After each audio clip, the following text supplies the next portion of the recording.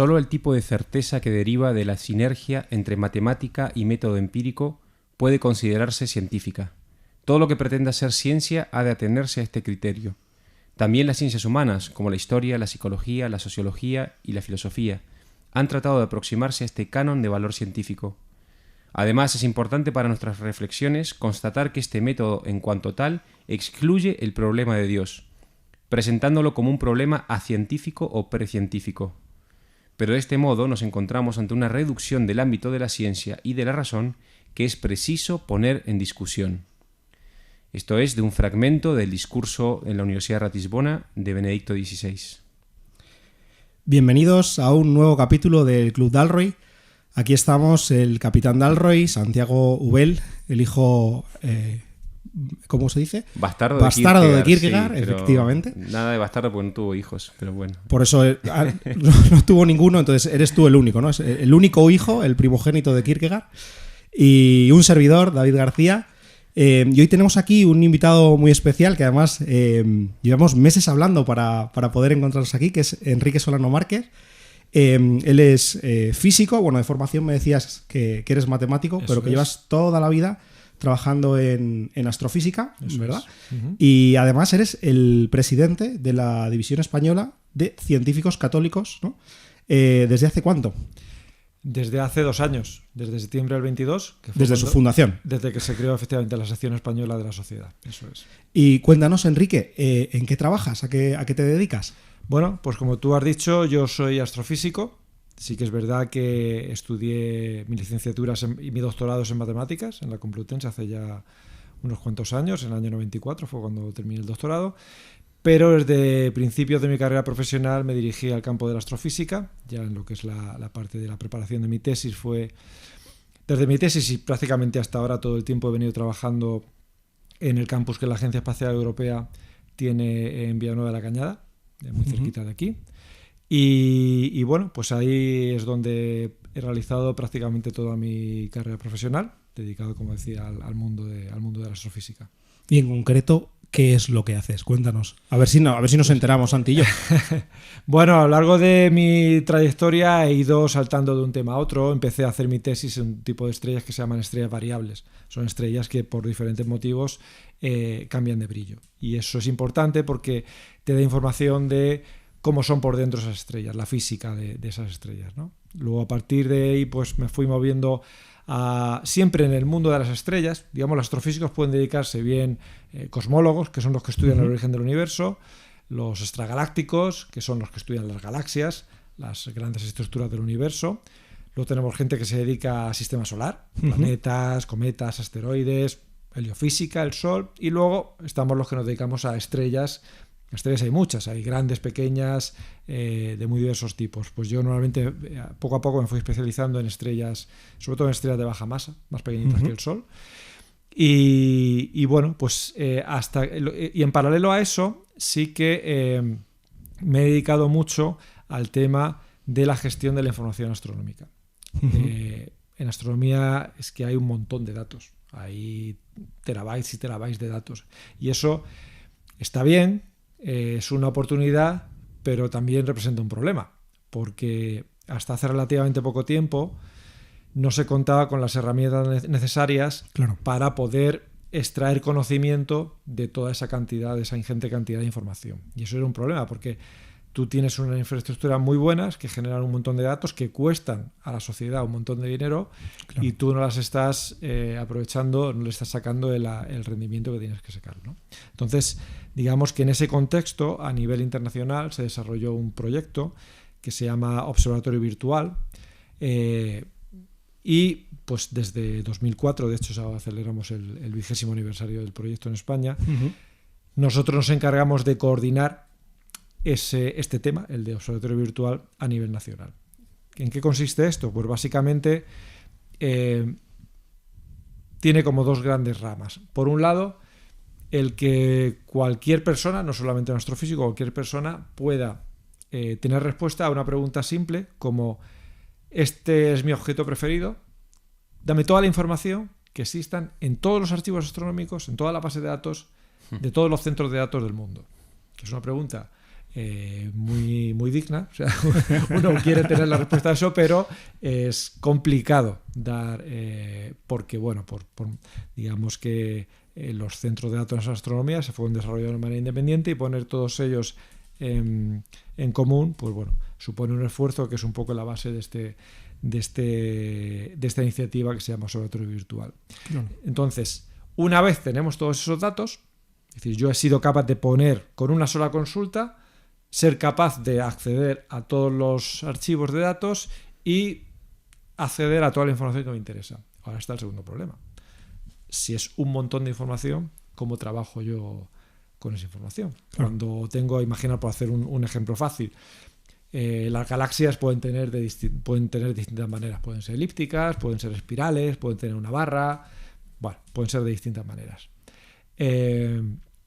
Si yo tengo aquí, si ponemos aquí en la mesa 10 fotos de galaxias, pues podemos clasificarlas entre los tres en muy poco tiempo. Es decir, pues esta es de este tipo, esta es de otro. Pero cuando tengo 1.000 millones de fotos, pues ya tengo un problema. Ya la clasificación manual no me funciona. Tengo que irme a otro tipo de técnicas. Tengo que aplicar pues técnicas de minería de datos, machine learning, inteligencia artificial, este tipo de cosas para poder extraer todo ese conocimiento que desborda claramente lo que es la capacidad de las personas. Y eso es un poco las dos grandes patas del proyecto Observatorio Virtual. Uno, poder acceder de manera fácil y eficiente a los datos que hay, que son muchos. Y dos, explotar de manera eficiente, explotar científicamente de manera eficiente esa enorme cantidad de datos que tengo. Me imagino que hace casi 36 años me decías que empezaste a trabajar en la Agencia Europea Espacial, ¿verdad? Me imagino que tú no te imaginabas por aquel entonces lo que iba a cambiar la tecnología y lo que te iba a permitir hacer, ¿no? Porque al final lo que nos estás contando hoy en día es posible porque, ¿no?, el desarrollo de la tecnología de minería de datos y de, ¿no?, para poder pues de alguna manera trabajar con un volumen de datos enorme, ¿no? Pues no sé cómo lo haríais antes. Me imagino que había muchos proyectos. Yo estaba pensando, por ejemplo, el proyecto Genoma Humano, ¿no? Que hubo durante un tiempo que, como no había las herramientas tecnológicas suficientes para poder acceder a la información que estaba ahí escrita en los genes, dijeron, oye, pues habrá que esperar, ¿no?, a que por lo menos tengamos una capacidad como para poder tener acceso a esto, ¿no? Y la tecnología evolucionó tan rápido, ¿no?, que un proyecto que empezó pues bueno, pues que tardó más o menos unos 10 años en obtener toda la secuencia. Un proyecto que empezó tan solo 3 años antes de la publicación de la secuencia consiguió en esos 3 años obtener los mismos resultados que lo que llevan trabajando 10, ¿no? Porque la tecnología había evolucionado tan rápido que permitió reducir el tiempo en un tercio, ¿no? Me imagino que algo parecido te tenía que pasar a ti, ¿no? Sí. Realmente la limitación es sobre todo de índole tecnológica. El tema de la aplicación de minería de datos al ámbito de la astrofísica puede tener, había cosas antes, pero digamos de manera sistemática y con un volumen de publicaciones importante, 20-25 años. Antes era complicado porque teníamos esta limitación tecnológica que no nos permitía el poder trabajar con grandes cantidades de datos. Yo, Enrique, para nada, que estoy mirando y estoy un poco fascinado porque estoy pensando en cómo llegó un matemático al mundo de la astrofísica y cuál fue qué fue lo que te atrajo de ese mundo, cómo llegaste ahí. Bueno, realmente a mí siempre me ha gustado la astrofísica. Entonces, originalmente se podía estudiar bien por matemáticas o bien por física. Yo elegí el camino equivocado, que era matemáticas, pero en aquel momento yo no lo sabía. Lo que pasa es que, bueno, yo soy de Cartagena y matemáticas se podía estudiar en Murcia y me pillaba más cerca que irme a Valencia o Granada, que era donde estudiaba física. Con mi idea, digo, bueno, pues luego en la especialidad entonces, el cuarto y quinto año, había una especialidad de astronomía y geodesia. O sea, tú ya querías ir a Yo quería desde pequeñito ya ser vale. astrofísico. Sí, lo que pasa es que el camino por el cual accedí, pues no es el normal. Lo suyo es hacerlo a través de la carrera de físicas, yo lo hice a través de la carrera de matemáticas y eso me supuso pues que cuando comencé mi tesis doctoral pues tuve que reconvertirme, tuve que aprender una serie de conceptos que debía tener y no tenía, ¿no? Mira. Bueno, hubo ahí un esfuerzo de reconversión, pero a mí desde pequeñito lo que ¿Y por qué de pequeñito? Pues, bueno, no de muy pequeño. O sea, yo cuando tenía 7 años, yo quería ser o bien albañil o bien futbolista del Cartagena. Y ya está. O sea, lo de la vocación de astrofísica surgió un poquito después, digamos, pues en la adolescencia, 15 años o algo así. Bueno, pero hay una fascinación también, ¿no? O Sí, sea, hay un elemento como muy fascinante de las estrellas desde claro, siempre. Claro, la astrofísica, la astronomía, pues la observación del cielo tiene eso, que es una cosa que a cualquiera le gusta. O sea, una noche de esta, sobre todo noche de verano que acompaña el tiempo, mirar un cielo oscuro y ver el cielo, pues es una cosa que te atrae, que te gusta, ¿no? Y te hace plantearte preguntas. Y bueno, pues a mí es un tema que me apasionaba mucho y que afortunadamente pues he tenido la suerte de poder dedicarme a ello durante mi vida profesional. Y eso además, tú acabas de decir una cosa que me parece muy interesante para este Dalroy que te hemos invitado, ¿no? Para este capítulo de Club Dalroy, que es que mirar el cielo te hace hacerte muchas preguntas, ¿no? Sí. Y eso podemos extender a muchas preguntas, muchas. Y una de ellas es, yo creo que es el tema que además iniciamos con esa cita de Benedicto XVI, de cómo parece a veces, se da la sensación, y todavía sigue siendo así, a pesar de que esto es una especie de ilusión ilustrada de hace muchísimos siglos, bueno, hace muchísimos años, pero persiste todavía esa idea de que Dios está excluido de la ciencia y de la razón, no solamente del método científico, sino también de la razón humana y las aspiraciones de conocimiento que puede tener el hombre. Y eso, pues bueno, aquí tenemos a una persona que se dedica con pasión y con una gran trayectoria más profesional a esto, y que es al mismo tiempo presidente de la, a ver si lo digo bien, Asociación Española de Científicos Católicos, o... Más o menos. Más o menos. La sección española de la Sociedad de Científicos Católicos. Ah, fenomenal. Pero Está bueno, la sección española. sí. Ok, estupendo. Sí. ¿Qué es eso? ¿Es posible? ¿Es compatible? ¿O tenemos que hacerle caso a esta señora que hacía un par de semanas sacó, creo que en el ABC o en El Mundo, uno de estos, decía... un científico no se puede ser científico y creyente o creer en Dios al mismo tiempo. O se cree en Dios y se deja de ser científico, o se es científico y no se cree en Dios. Sí, ese era el titular del País. En El País. Bueno, esa noticia en El País. Sí, la verdad que es... sí, además decía que o ser científico o ser... Como absolutamente incompatible, ¿no? Claro, nosotros de hecho publicamos luego un tuit en X diciendo que, bueno, que era realmente... Era una pena que una persona con una trayectoria científica importante, con una trayectoria humanística también importante, que al final todo se redujera a algo que ni era cosecha de su labor científica ni su labor humanística, era simplemente una opinión personal que encima era muy fácil de rebatir, como es esa, porque bueno, realmente en mi caso personal pues esta investigadora pues ni me ha evaluado nunca para saber si soy buen científico, ni tampoco me ha acompañado en mi camino de fe para saber si soy buen católico. Y no puede, o sea, no tiene datos para decir, oye, tú no eres ni una cosa ni otra, no sabes, ¿no? Bueno, entonces es el típico titular sensacionalista que bueno, pues que ciertos medios o que cierta corriente de opinión intenta siempre vender, desprestigiar o todo lo que lleve el calificativo católico, ¿no? Entonces, bueno, lo que me preguntabas, realmente creer en Dios es razonable. Lo que no es razonable es no creer en Dios. Y esto nos lo dice la filosofía y nos lo dice la ciencia. Entonces, por la rama de la filosofía, si pensamos un poquito, ahora justamente que ha sido la ascensión este domingo pasado, pues las últimas palabras que dijo Cristo antes de subir al cielo fue: id al mundo entero y predicad el evangelio. Y además lo dijo en imperativo. No dijo, si tenéis un ratito y os viene bien, pues haz hablar, sino que lo dijo en plan imperativo. Y entonces, claro, eso se plantea un problema, porque ¿cómo hablo yo de Cristo a los gentiles? O sea, no puedo ir a Grecia. San Pablo cuando estuvo en Grecia no habló y dijo: este del que os voy a hablar es de aquel que hablaba Moisés y los profetas, porque le habrían dicho: no sé quién es Moisés, tampoco sé quiénes son los profetas, ni me importa. O sea, si ese es tu argumento, mal vamos, ¿no? Entonces había que dar el salto y decir: bueno, estos son un poco raros porque siguen a uno que murió en la cruz, que era, como sabemos, el castigo peor que podía tener alguien, pero que luego dicen que resucitó.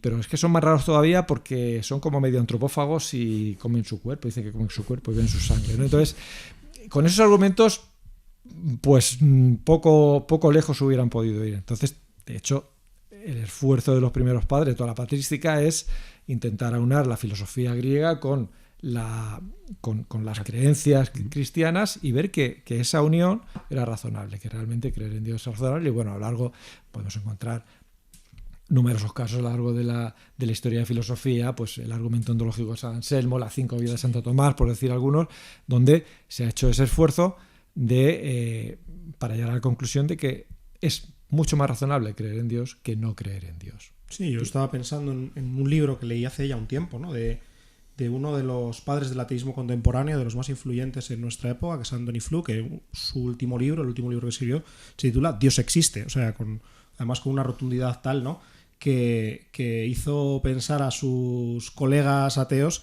que se le había ido la cabeza, ¿no? Además decían, no, salió, creo que fue Richard Dawkins, dice, no, ya está mayor, se le ha ido la cabeza, no sabe lo que dice, ¿no? Y él lo que venía a decir fundamentalmente es que se había dado cuenta que la carga de la prueba la tenía el ateo, no el creyente, porque lo razonable era pensar que Dios existía, ¿no? Viendo todas las pruebas de la física, todas las pruebas de la ciencia experimental, lo que no parecía razonable era afirmar que todo fuera fruto del caos ¿no? Sino que hubiese un principio ordenador. Es verdad que está lejos aún del catolicismo, ¿no? Porque al final pues sabemos que el teísmo, pues al final la afirmación racional de la existencia de una causa primera, de un motor inmóvil, de una, ¿no? Es distinta, ¿no? Pero hay un punto en el que uno se da cuenta que incluso este tipo de autores, ¿no?, cuando piensan con honestidad, pues hay un punto en el que tú dices, oye, pues parece razonable que pueda haber algo así, ¿no? Pero tú te referías hace un momento al titular, ¿no? El titular sensacionalista que pone la prensa. ¿Hasta qué punto esos titulares, esa idea que nosotros recibimos a través de los medios de comunicación de lo que piensan los científicos experimentales refleja de verdad la realidad que uno se encuentra cuando convive entre colegas, ¿no? Y dices, pues es que yo aquí soy el único católico, o no es verdad, o en realidad llegas y dices, oye, pues esto es un reflejo de la sociedad, pues hay tantos católicos como hay si voy a preguntar a Gran Vía, y hay tantos ateos como si pregunto en Gran Vía. O sea, en realidad no hay un mayor ateísmo dentro de la ciencia, aunque quizás sí sea más militante, eso también puede ser otra cuestión. Es una buena pregunta porque te puedes encontrar respuestas muy diversas. Digamos que lo que uno tiende a pensar es que en general la sociedad está bastante descristianizada y en particular los científicos son un poquito más. Eso es lo que uno puede pensar. Pero por otro lado te encuentras datos de que si haces el recuento de los premios Nobel de física en el siglo XX, pues te encuentras un alto porcentaje de creyentes, por lo menos a nivel teísta. Pero también te encuentras otras encuestas en Estados Unidos donde, está la cosa como un poco mezclada. Entonces, yo creo hay cierto sesgo en esto. De hecho, una de las cosas que queremos hacer dentro de la sociedad es precisamente este ejercicio, hacer una encuesta en España de manera rigurosa para tener este dato, porque luego es cierto que es la pregunta que normalmente sale, ¿los científicos son más ateos?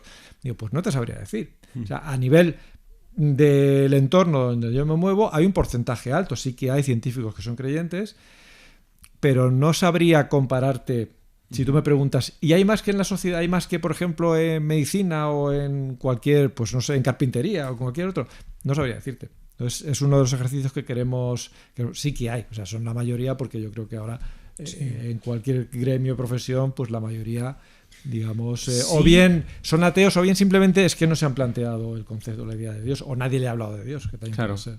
Igual estoy pensando que precisamente tal vez en el campo de la astrofísica, por llegar a esas preguntas que a veces pueden ser como preguntas últimas, donde ya se mezcla con la filosofía o la teología, como pues el origen del universo, el hacia dónde va el universo en esta expansión que nos han dicho, no sé. O sea, ese tipo entiendo que pueden surgir más preguntas que te sacan un poco del campo propio y te llevan a una especulación de tipo más filosófica o más donde estas ideas se pueden poner en discusión, ¿no? Claro, de hecho, lo que la ciencia nos dice sobre el origen del universo, bueno, pues el modelo cosmológico estándar, la teoría del Big Bang, que parece apuntar a que hubo un inicio, hubo una singularidad a partir del cual se crea no solamente la materia y la energía, sino también el espacio y el tiempo. Es decir, ¿qué había antes del Big Bang? No tiene sentido porque no había espacio. Ni siquiera el antes tiene sentido porque no existía el tiempo. ¿Qué pasa? Que la ciencia llega a un poquito, no llegamos a esa singularidad, no llegamos al cero, nos quedamos un poquito antes, porque bueno, habría que, para ir un poquito más allá, habría que conciliar dos teorías que ahora mismo son como el agua y el aceite, que es la relatividad y la cuántica, lo que estudia lo muy grande y lo muy pequeño.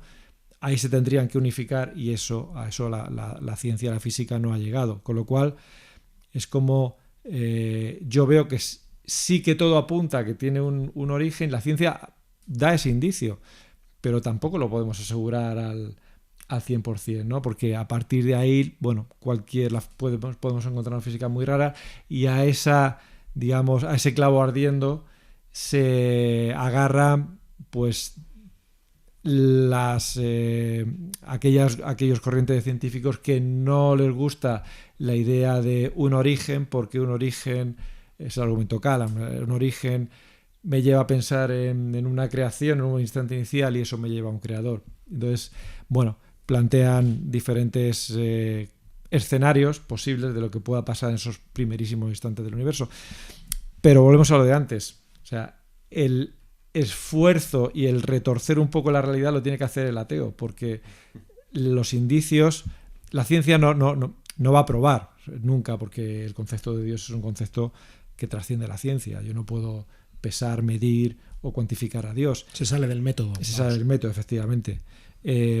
Pero los indicios que aporta la ciencia apuntan a la existencia de ese creador. Entonces, sí. Enrique, hablabas hace un momento de la importancia de la teoría unificada, ¿no? Que se está buscando cómo de alguna manera armonizar esa macro y microfísica, ¿no? Yo he leído a algunos autores a la luz de mi tesis doctoral, porque yo estuve estudiando el tema de la transdisciplinariedad y por lo visto uno de los referentes, que es el que yo estudio en mi tesis, que es Basarab Nicolescu, es físico, ¿no? Uh-huh. Y él habla precisamente de la imposibilidad de reducir esos dos niveles de realidad que él dice que se rigen por leyes distintas, que si bien son coherentes, quiere decir que la macrofísica no contradice las leyes de la física cuántica, pero que la lógica por la que funciona son distintas y que eso además él empieza a elevarlo, a extrapolarlo para hablar de, pues bueno, pues de cierto emergentismo, ¿no? Y de la irreductibilidad de la biología a la química, de la química a la física, de la física macro a la física micro, ¿no? ¿Esta es una corriente mayoritaria dentro de la física o hay gente de verdad que piensa que vamos a ser capaces de encontrar una teoría unificada? Hay grupos que siguen buscando esa teoría unificada. Se habla, pues, la teoría de cuerdas que tiene tanto, pero al final piensas que lleva muchos años, mucho esfuerzo y tampoco se consigue mucho progreso, ¿no? Entonces, bien puede ser que realmente no se pueda o que requiera un esfuerzo mucho mayor. Realmente no sabría decirte. ¿Pero la irreductibilidad tiene lógica? O sea, los que afirman ¿la irreductibilidad tiene lógica o es que simplemente es una cuestión de nuestra ignorancia? Es que al final, no lo sabemos. El reduccionismo al final es el salto de la ciencia al cientificismo, básicamente. Es decir, yo quiero eliminar a Dios de la ecuación y una de las formas fáciles para conseguir eso es decir, todos somos física y ya está. Pero a poco que te das cuenta, el reduccionismo es un argumento que prácticamente se cae por su propio peso. Es decir, no es difícilmente defendible. Creo que es la primera vez que escucho a una persona que se dedica a la ciencia hablar de cientificismo con esa soltura. ¿Podrías explicar qué es esto del cientificismo? Sí, ciencia es lo que uno genera utilizando el método científico. Es decir, uno observa un fenómeno en la naturaleza, propone una hipótesis, diseña un experimento, realiza el experimento. Si ese experimento reproduce las condiciones que tú has observado en la naturaleza, pues te puede llevar a la elaboración de un teorema, una ley, una proposición, lo que sea. Si ha fallado, pues tienes que rediseñar el experimento para que funcione. Así es como funciona la ciencia. El científico no se levanta un día, entra en éxtasis, coge papel y lápiz y escribe. No. Cientifismo es una ideología, no es ciencia.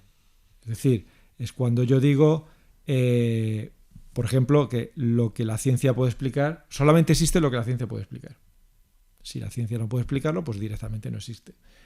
Entonces, al final es un reduccionismo porque en el día a día todos tenemos un montón de experiencias que no vienen regidas por el método científico, no vienen de la ciencia. No hay que irse a cosas muy complicadas para encontrar ejemplos de todos nosotros en nuestro día a día que caen fuera de lo que es el ámbito de la ciencia. Entonces,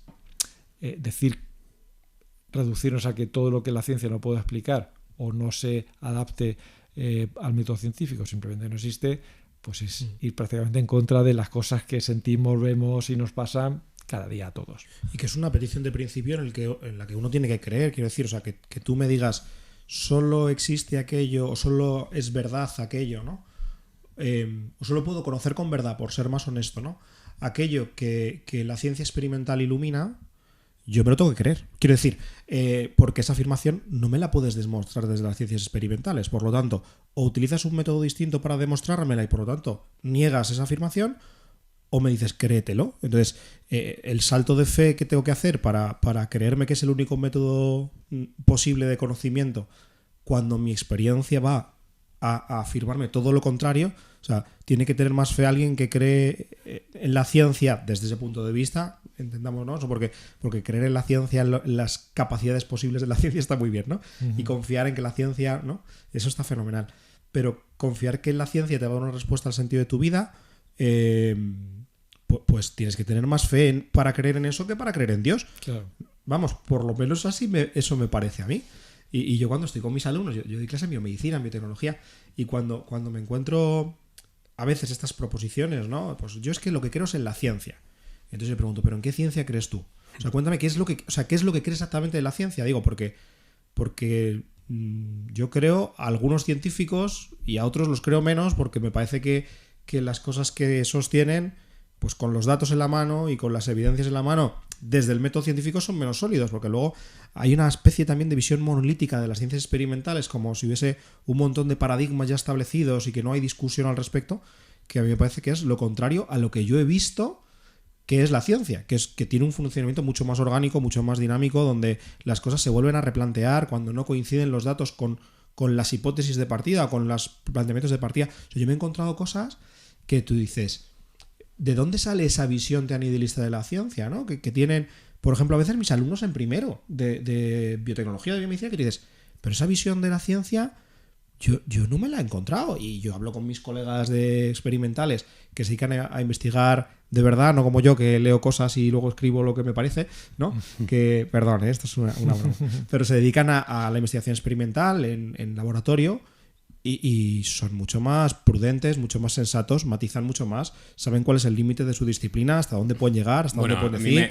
Me encanta cuando sale alguna noticia de estas rimbombantes en los medios de comunicación y luego aparece una nota donde los científicos dicen no, que nosotros nos referíamos, o sea, como que a veces incluso se extiende, pero eso es más un problema yo creo, de los medios de comunicación y de la cultura que de la propia ciencia, ¿no? Es verdad que la propia ciencia en algún momento de su yo creo que de su emerger, estoy pensando en los típicos mitos de Laplace, por ejemplo, hablamos de esta cita, creo que apócrifa, ¿no? De Laplace con Napoleón, que Napoleón le pregunta, oye, ¿dónde queda tu sistema? ¿De dónde queda Dios en tu sistema? Dijo, no, necesito esa hipótesis, ¿no? Como diciendo, ya se puede explicarlo todo desde el método científico y no hace falta recurrir a ningún otro medio de forma de conocimiento, ¿no? Entonces, todo eso es verdad que hay un origen histórico en la ilustración y en el proyecto ilustrado y la razón ilustrada, pero eso ha quedado permeando la cultura, y la cultura genera eso, y es increíble, como tú dices, que alumnos de primero que llegan del bachillerato, que el bachillerato uno pues apenas tiene un pequeño contacto con el conocimiento, llegan con esas ideas tan fijas. Y hay muchas personas dentro de la ciencia, que tú tendrás mucha experiencia, Enrique, que permanecen con esa idea fija, con esa epistemología muy reducida al fondo, a lo que pueden aferrar y controlar bajo la experimentación, bajo el método científico. Entonces, y a mí me habla más sobre todo primero de un fallo de la cultura, si quieres, o de una idea que ha pervertido la cultura en cierto sentido, de los medios de comunicación que le gustan a veces de las titulares, y luego también ya a nivel individual y personal, igual de un miedo a perder el control, ¿no? Un miedo a querer controlar, o sea, a tener un dominio sobre todos los ámbitos de mi vida, que luego evidentemente hacemos aguas en todos y vamos con esa actitud por la vida. Pero eso es un poco como a veces se puede dar al menos en estas entrevistas que yo he leído de científicos súper cerrados, con una idea de la razón súper estrecha, y no sé cuál es tu experiencia sobre este tema. Realmente, o sea, yo creo que que no siempre se cumple, pero una de las características principales que un científico tendría que tener, bueno, dos, la modestia y la humildad. Porque al final, la ciencia, una de las cosas buenas que tiene la ciencia es que enseguida se queda obsoleta. O sea, al final la tecnología y la ciencia, pues afortunadamente avanza cada vez más. Y avanza cada vez más porque no hay un principio de autoridad, es decir, esto que pasa de generación en generación y esto es así porque alguien hace mucho tiempo lo dijo y sigue siendo así. No, sino que se siguen planteando incluso en cuestiones que, bueno, como al final la ciencia siempre te deja puertas abiertas, intentas dar respuesta a una pregunta, pero se te plantean otras dos cuestiones. Entonces, es así el planteándose nuevas preguntas, el intentando ver aquellas cosas que no cuadran, como la ciencia va avanzando. Y entonces, el basar todo un planteamiento filosófico, todo en algo que nos dice la ciencia, pues hay que andar con cuidado, porque lo que la ciencia nos parece que nos dice hoy, pues mañana nos puede estar diciendo otra cosa. La teoría de Newton, que estuvo en vigor durante 200 y pico años, y era una teoría que iba cumpliendo iba prediciendo cosas. Pues Neptuno se descubrió por perturbaciones en la órbita de Urano, por ejemplo, y eso es un gran éxito predictivo de la teoría de Newton. Y al principio del siglo XX, pues en física prácticamente se pensaba que eran dos cositas por estudiar. ¿Qué le pasaba a la órbita de Mercurio? Que no se conocía muy bien, y que era eso de la radiación del cuerpo negro. Pues esas dos cositas, la órbita de Mercurio fue lo que dio lugar a la teoría de la relatividad general, que desbancó a la teoría de Newton, y lo otro dio lugar a la cuántica, ¿no? Entonces, esas pequeñas cositas que quedan por estudiar te pueden dar un vuelco total a lo que es la ciencia. Entonces, bueno, la ciencia tiene unas bases sólidas, pero conforme vas profundizando hay cosas que no puedes decir baso mi vida, o baso mis creencias, o baso todo, y esto es lo único que hay, porque ese paradigma que es para ti la referencia de tu vida, mañana puede no estar, o puede ser matizado por otras cosas. No son verdades de fe, no son verdades absolutas, ni mucho menos. Tú hablas ahora mismo de unos valores, ¿no? De una sencillez, de una humildad, de un reconocer la propia incapacidad o el propio límite, y me imagino que una honestidad intelectual y otro montón de valores que pueden asociarse a la labor científica, ¿no? Y que al final dices, oye, pues un buen científico tiene que ser esto también. O sea, no solo tiene que ser un especialista y un especialista en su campo muy serio, o sea, técnicamente muy bueno, sino que aparte tiene que tener una catadura moral, o sea, tiene que tener una serie de valores que tiene que encarnar, porque si no, a lo mejor no hace buena ciencia, o si la hace, ¿no? Pues siempre nos vamos a encontrar con un sesgo que va a impedir nosotros poder acceder a ello, ¿no? O que él va a poder acceder a esa buena ciencia, ¿no? Yo pensaba que eso al final es propio de cualquier científico. O sea, pensaba además en el Tratado de la Necesidad de Jacques Monod, donde él intenta fundar una ética de la ciencia, ¿no? Y entonces empieza a hablar de una serie de valores que él considera objetivos porque son los que hacen avanzar la ciencia. Y por lo tanto, dices, oye, pues si que la ciencia avance es un bien objetivo, pues aquello que permita que el bien objetivo se dé, pues son valores. Y entonces él funda una especie de ética de la objetividad científica que tiene parte de estos valores de los que hablábamos, ¿no? Y que creo que cualquier científico un poco honesto y serio compartirá. Pero me imagino que un científico católico no es solo eso, o sea, tendrá que haber algo más. Y yo aquí me preguntaba, porque digo, si la ciencia es lo que tú nos has contado, ¿no? O sea, la aplicación de un método para el conocimiento de una realidad, eso, o sea, ¿dónde está ahí tu catolicidad? Quiero decir, pues ya está, con que hagas las cosas, con que seas una buena persona, que es lo que se ha dicho muchas veces los católicos, ¿no? Un católico es una buena persona, ¿no? Entonces, con que seas una buena persona, pues ya está, ¿no? Entonces, me imagino que cuando hablamos de científicos católicos, estamos hablando de algo más. ¿De qué más estamos hablando? O sea, ¿qué más tiene que tener alguien que diga que yo soy un científico católico, ¿no? ¿Qué más tiene que haber? Está bien, las dos cosas, tiene razón en las dos cosas. Por un lado, el ser católico no me hace ni mejor ni peor científico. Eso lo decía ya Georges Lemaitre, que fue el padre de Louis Pan, que era un sacerdote belga, como sabéis. Él decía pues que igual que un nadador nada igual, un nadador creyente católico, nada igual que un nadador no creyente, un científico católico trabaja y sigue la misma metodología que un científico no católico. Es decir, en lo que es el ámbito de la ciencia no aporta nada. Pero es bueno que esté el calificativo de católico para que la sociedad sepa que existen científicos católicos. ¿Vale? Que se puede ser científico, se puede ser católico y a uno no le explota la cabeza, porque el mensaje que se transmite a la sociedad es justamente el que hablábamos antes, el titular del país. O se es científico o se es católico, pero son dos conceptos irreconciliables. Y eso no es así. Y no lo ha sido a lo largo de la historia, donde podemos encontrar científicos católicos brillantes en diferentes disciplinas científicas, y no lo es tampoco ahora en pleno siglo XXI.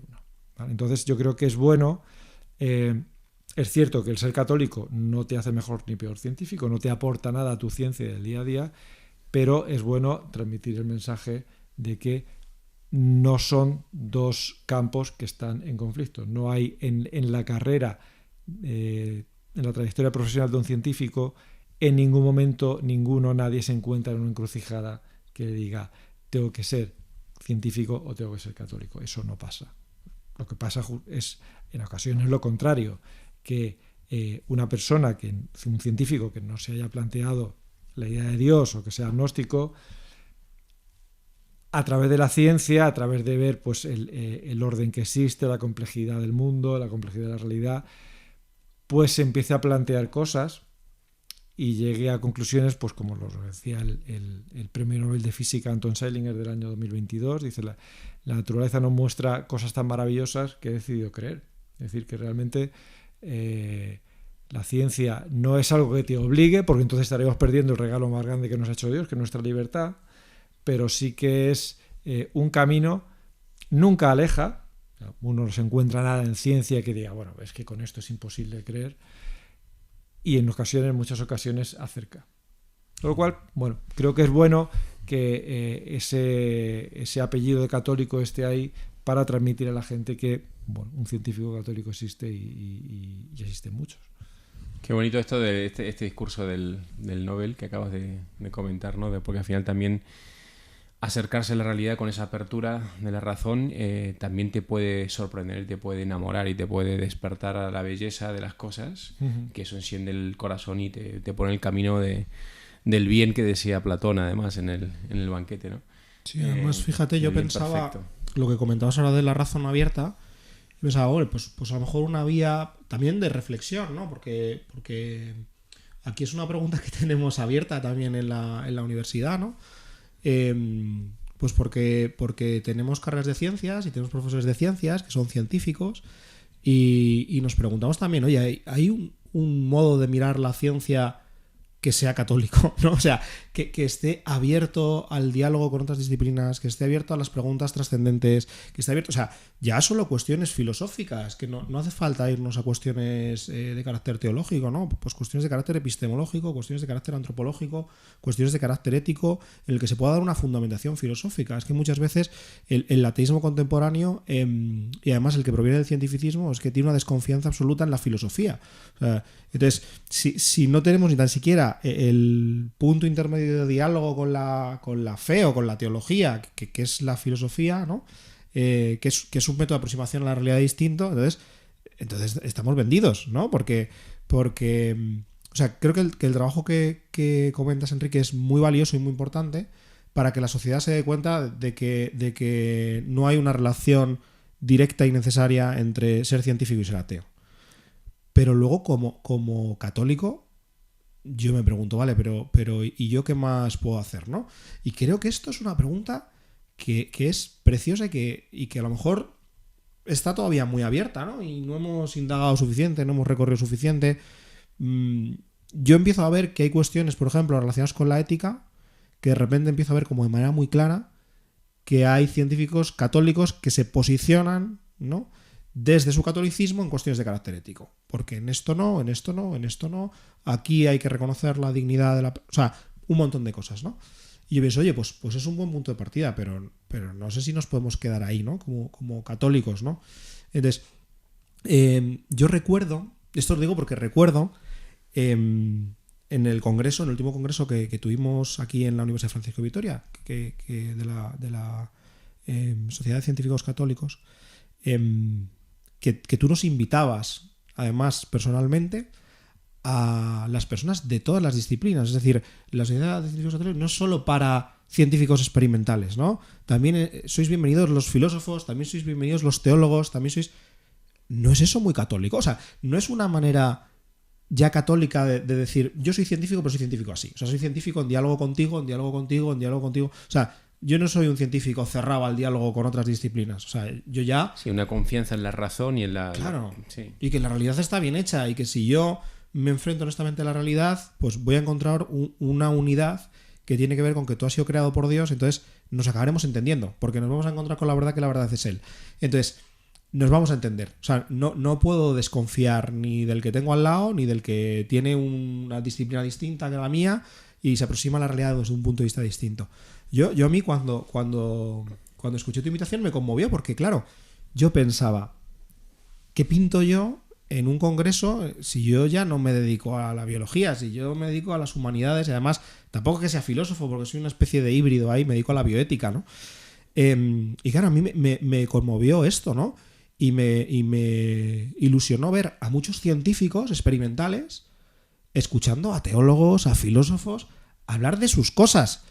Y además con una avidez, o sea, como decir, necesitamos esto, o sea, necesitamos escuchar esto, ¿no? Que a mí me conmovió muchísimo porque uno no se espera eso. O sea, no es consciente tampoco de la sed o la necesidad que tiene un católico de decir, es que yo quiero ser católico en todo, ¿no? Y no me vale dejar mi fe en mi casa o cuando salgo de la iglesia o en la educación que doy a mi familia. Yo cuando entro en el laboratorio y me pongo la bata blanca, no quiero quitarme la cruz. Claro. Quiero saber qué significa esto de llevar la cruz a cuestas cuando soy científico. Y claro, yo decía, tampoco hace falta tenerlo claro a priori. Digo, es una pregunta que me parece preciosa para uno que de verdad sea científico y sea católico, porque precisamente de eso va las dos cosas, de estar abierto a encontrar una respuesta que pueda orientar mi vida y que me pueda guiar. Y yo esto me lo encontré con vosotros, porque, pues bueno, yo al final estoy aquí en la universidad y los científicos que conozco son en este contexto y de repente, ¿no? Venís de cada uno de un sitio distinto y a tratar temas, además, la mar de diversos, porque me di cuenta allí que, bueno, pues que había físicos, había biólogos, había de todo. Y yo digo, pero ¿y esta riqueza que tenéis aquí, ¿no? ¿Cómo se junta tanta gente en torno a esto, ¿no? ¿Cómo habéis sido capaces de convocar en la asociación a tanta gente? O sea, ¿cómo lo hacéis? Claro, al final es que yo creo que las cosas tienen que ser como tú has dicho, porque la realidad es la que es. Y la realidad tú no la abarcas con un único abordaje. La ciencia te explica parte de esa realidad, la filosofía te explica otra parte, la teología te explica otra, y al final, como la realidad es la que es, las diferentes abordajes tienen que converger. Si no convergen, pues es que probablemente haya que dialogar más entre ellos porque haya algo por ahí todavía por pulir. Entonces, desde el primer momento no quisimos plantearnos una sociedad de científicos experimentales católicos, porque al final era ir en contra de ese abordaje que íbamos a hacer, ¿no? Entonces, bueno, sí que es verdad que tiene el calificativo de científico en la sociedad, pero como tú bien dices, está abierto a cualquier persona con inquietudes en la relación ciencia-fe. Es un poco el objetivo y, bueno, pues al final tenemos pues vamos creciendo poquito a poco. Ahora mismo somos 100 y pico, 120, 130 socios que nos organizamos en diferentes grupos de trabajo. Un poco con la misma idea. Es decir, hay grupos más de epistemología, pero hay grupos de, pues no sé, grupo de milagros. El tema de los milagros es un tema apasionante porque es un tema de trabajo de ciencia y fe, de colaboración ciencia y fe, además multidisciplinar. Por ejemplo, pues no vayamos a hablar de milagros eucarísticos, pero simplemente el estudio de la Sábana Santa, por poner un ejemplo claro.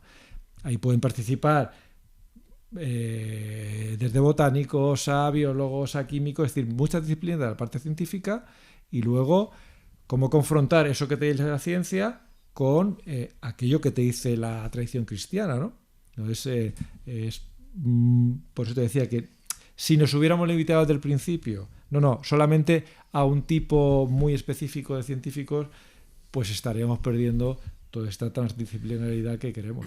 Oye, y la rama grande, esta que surge en Estados Unidos, ¿tú nos puedes contar también un poquito de contextualizar un poco ese origen y qué es lo que hacen y por qué os pareció interesante traerlo aquí? Sí, la Sociedad de Científicos Católicos Internacional también es muy reciente, surgió en 2016 y la fundaron 6 personas. El presidente, uno de los fundadores es todavía el presidente, es Stephen Barr, que es un físico de partículas retirado de la Universidad de Delaware. Y digamos que se planteó dar ese paso con estas 5 personas un poco para vencer esa invisibilidad que tenía el científico católico en la sociedad.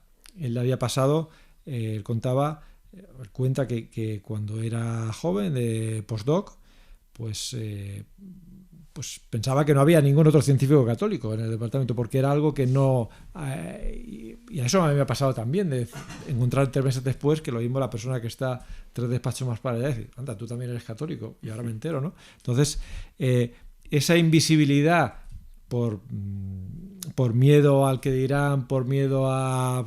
voy a... dificultar mi trayectoria profesional si me postulo porque soy católico y tal, ese reacio al mostrarte como católico, pues al final entras en un círculo vicioso, porque si tú no te muestras como católico, pues al final le estás dando la razón a todos tus colegas no católicos que llegan a la conclusión de decir, mira, pues los que no existen los científicos católicos, porque yo en mi laboratorio, en mis departamentos, lo que sea, no conozco a ninguno, ¿no? Entonces hay que dar ese paso. El mostrarte como católico en un ambiente científico, como en cualquier ambiente, bueno, pues todos sabemos que no es ir con una campana diciendo convertíos que vais a arder en el infierno. Con eso el no escapulario por fuera de la camisa. Claro, o sea, no es eso. O sea, todos sabemos en qué ambiente y cómo podemos proceder para evangelizar, que al final es lo que todos tenemos que hacer, ¿no? Pero un poco como te decía, el objetivo de esta sociedad fue dar visibilidad a la figura del científico católico, no pensar que un científico católico es un tiranosaurio, es decir, que es algo que existió en el pasado pero que ya desapareció hace mucho, sino que existe ahora mismo. Y bueno, pues ser testigos de esa armonía entre ciencia y fe. La sociedad que fuera también un foro de un punto de encuentro y un foro de diálogo y discusión de científicos católicos, que a veces vive ahí entre 2 aguas, porque para ciertos temas uno no está a gusto con sus colegas científicos porque no creen, y a veces pues uno a nivel de parroquia, a nivel de comunidad o a nivel de movimiento pues tampoco encuentra su nicho, porque incluso dentro de los creyentes pues hay gente que ve a la ciencia con cierto resquemor, ¿no? Entonces pues ese foro de encuentro y de discusión de estos temas que hablábamos antes, y luego también pues ser un recurso para la sociedad, es decir, cuando haya pues para docentes, para educadores, para periodistas, para parroquias, en fin, pues que aquí tener un recurso para ellos, ¿no? Entonces, bueno, pues esta sociedad ha ido creciendo en estos 6 años, ahora ya hay más de 2.000 socios en más de 50 países. El primero, el más numeroso, es Estados Unidos, y después está España, ¿no? Que fue un poco el origen de crear ya al ser un número importante, de crear una estructura a nivel nacional que diera un poco respuesta a las necesidades que se plantean en España, que no tienen que ser exactamente las mismas que se plantean en otros países, ¿no? Y bueno, surgió en el año 22, en septiembre del 22, y llevamos 2 años trabajando intentando sacar esto adelante. A mí me surgieron 2 preguntas escuchándote y las contestas en el orden que quieras. La primera es, imagínate que tuviéramos algún científico en sentido amplio, ¿no? También filósofos y teólogos interesados en estos temas escuchándonos. ¿Qué hacen para sumarse con vosotros a la sociedad? Y la segunda pregunta es verdad que lleváis solo 2 años. E imagino que esto tiene todavía que recorrer, ¿no? Muchas etapas, ¿no? Del camino, pero ¿cómo os organizáis? Porque me imagino que al final cuando tú dices, bueno, tenemos grupos de trabajo, pero ¿tenéis a gente que investiga junta? ¿Tenéis intención en algún momento de poder, pongámonos, a pedir grupos de investigación que sean, ¿no?, proyectos de investigación que sean transdisciplinares, que podáis juntar a diversos especialistas de diferentes disciplinas a investigar sobre algún tema en concreto en la relación de ciencia y fe? O sea, ¿cómo os organizáis ahora y qué proyección hay también? Porque yo creo que ahí me imagino que tendréis también, así como de fondo, lo que hace el CRIF Navarra, ¿no?, que aquí en España son, dentro de lo que yo conozco, unos referentes, ¿no?, el diálogo de ciencia, razón y fe. Efectivamente.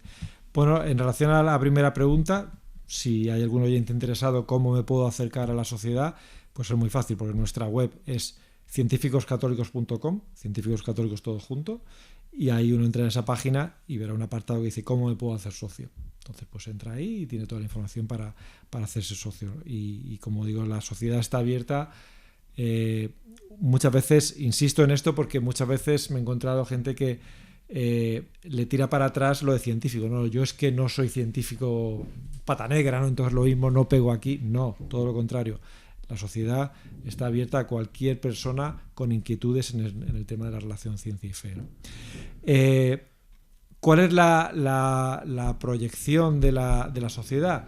Pues realmente tiene un margen de recorrido muy grande. Empezamos el año pasado con este congreso anual, que en septiembre del 22 fue en la Universidad de Navarra, en Pamplona. En septiembre del 23 fue aquí, en la Universidad Francisco de Vitoria, en Madrid. Y en septiembre del 24 será la Universidad Católica de Ávila. Pero eso a mí personalmente no me gustaba.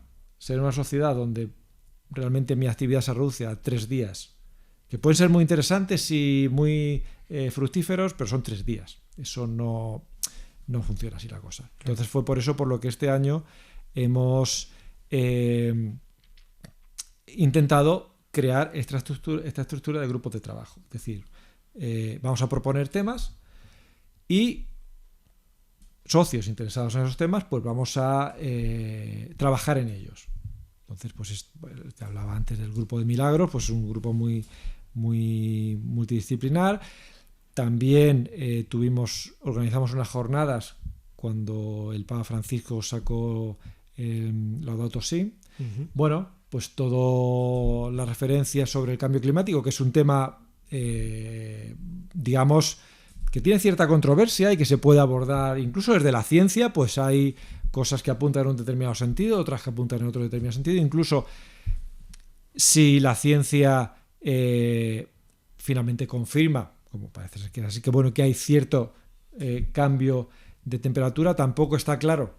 O sea, una cosa es lo que yo observo, otra cosa son las consecuencias de eso de que observo, y las causas, y otra cosa las causas, y otra cosa son las acciones que yo pueda tomar, ¿no? O sea, que es realmente muy, muy rico y que permite la cooperación entre muy diferentes perfiles profesionales, ¿no? Bueno, y entonces, una vez creada esta estructura, la idea es seguir creciendo.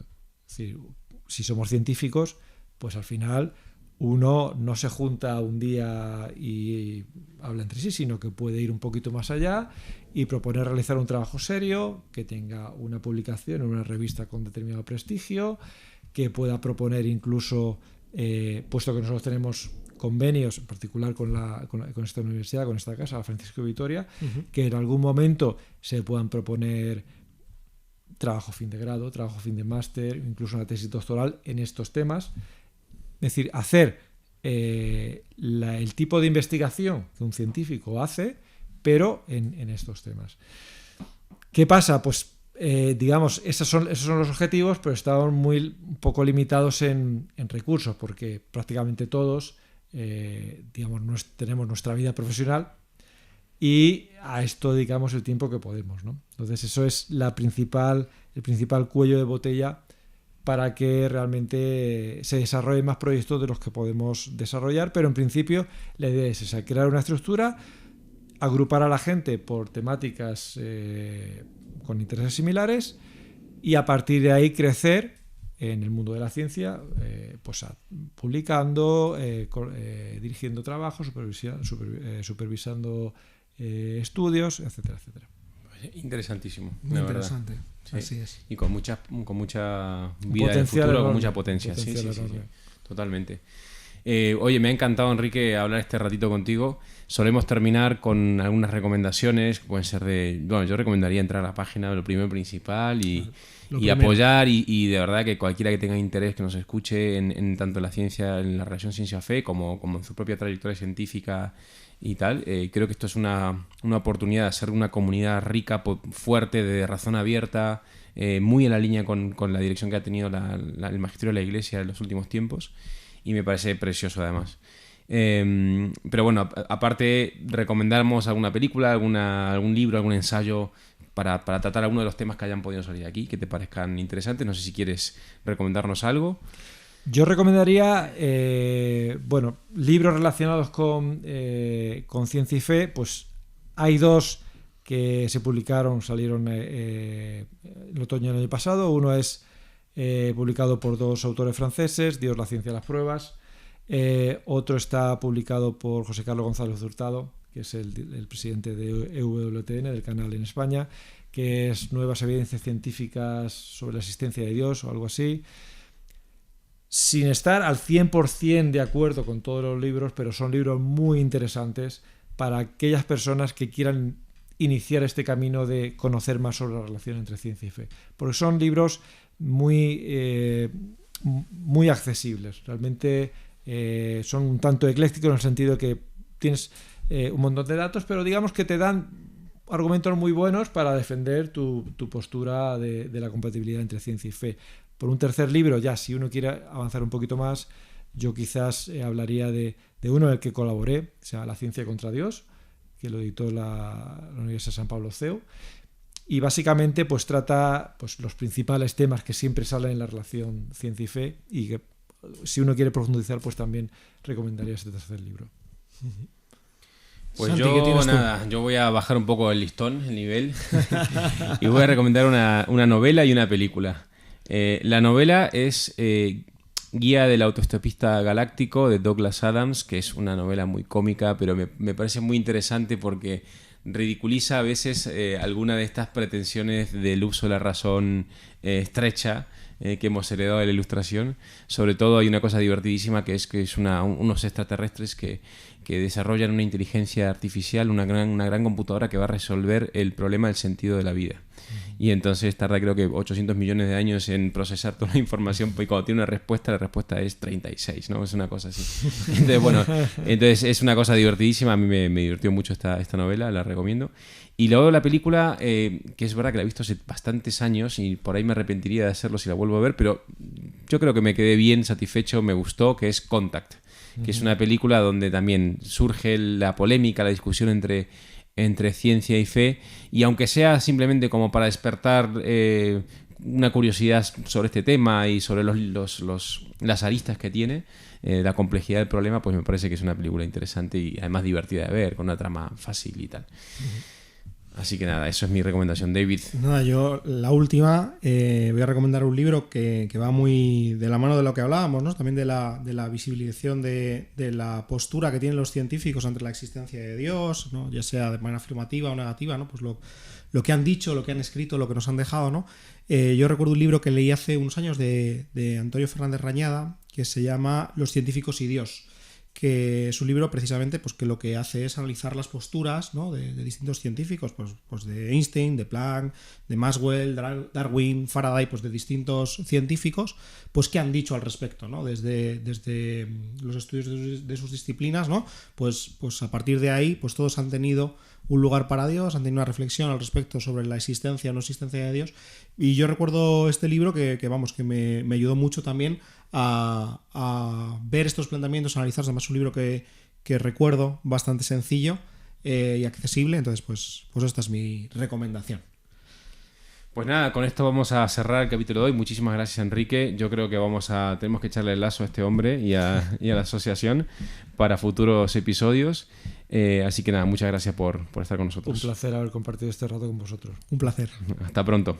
Queridos amigos del Club Dalroy, muchas gracias por escuchar este episodio. Os animamos, si no lo habéis hecho ya, que os suscribáis a nuestros canales en Spotify, en YouTube, donde pronto empezaremos también a publicar algunas entrevistas y contenidos interesantes. Y por supuesto que si creéis que este episodio puede interesarle a alguien que conozcáis, que nos ayudéis a darlo a conocer. Y también que nos pueden seguir en redes sociales, Twitter, Instagram y escribirnos cuando quieran.